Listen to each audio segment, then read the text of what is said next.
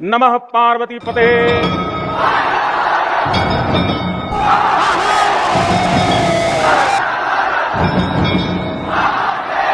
महाकुंभ आयोजन की सफलता से सब खुश नहीं दिखाई दे रहे। इस नाराजगी को ये लोग अलग अलग तरीके से व्यक्त कर रहे हैं। कुछ महाकुंभ को लेकर फेक न्यूज फैला रहे हैं तो कुछ उसे अंधविश्वास और अपराध का संगम बता रहे हैं। अब संजय राउत को ही ले लीजिए।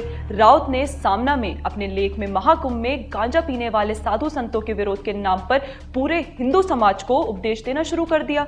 उनका कहना है कि महाकुंभ केवल गंजेड़ी नशेड़ी के बारे में है। आप खुद देखिए कि उन्होंने क्या लिखा है। लेकिन राउत को लेकर महाराष्ट्र के सीएम क्या सोचते हैं वो सुनिए। संजय राउत यांच्यावर मला प्रश्न विचारत जाऊ नका।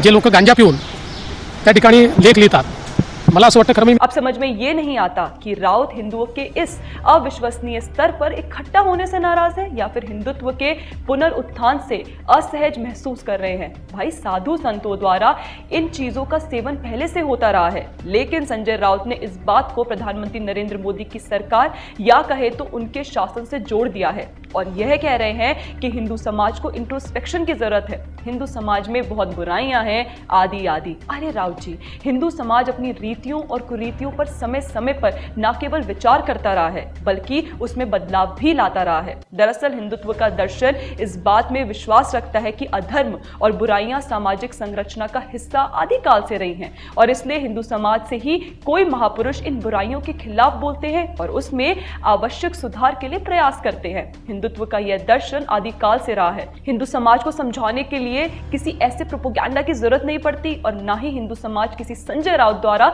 पॉइंट आउट करने का इंतजार करता है।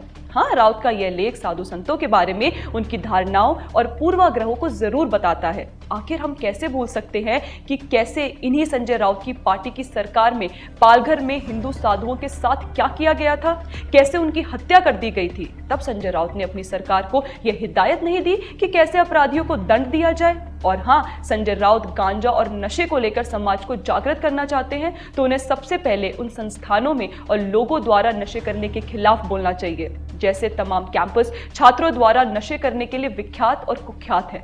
पर संजय राउत कभी उस पर बात करेंगे? कभी नहीं सलाह देंगे, नहीं देंगे, क्योंकि उन्हें पता है कि छात्र उन्हें धुनक देंगे। हाँ, साधु संतों और हिंदू समाज को तुरंत सलाह दे डालेंगे क्योंकि उन्हें पता है कि हिंदू समाज टॉलरेंट है। तो मैं तो यही कहूंगी कि राउत जी हिंदू समाज और हिंदुत्व के पुनरुत्थान से जल भुन कर उसे उपदेश ना दें। आप कुछ साधु संतों को लेकर अपना उपदेश देंगे लेकिन उन साधु संतों के बारे में बात नहीं करेंगे जो अपना धार्मिक उद्देश्य संत होकर अलग तरीके से अचीव कर रहे हैं, जो समाज और देश में धर्म की स्थापना में लगे हैं, जिन्हें कोई नहीं जानता क्योंकि वो लाइमलाइट में नहीं रहना चाहते। और हाँ राउत जी, सनातन इतना विशाल है कि उसमें सबके लिए जगह है। वह सबको अपनाता है इस विश्वास के साथ कि वह सनातन के सिद्धांतों के तहत अपने अंदर आवश्यक बदलाव खुद ले आएगा, ना कि संजय राउत के प्रोपेगेंडा के अनुसार लाएगा।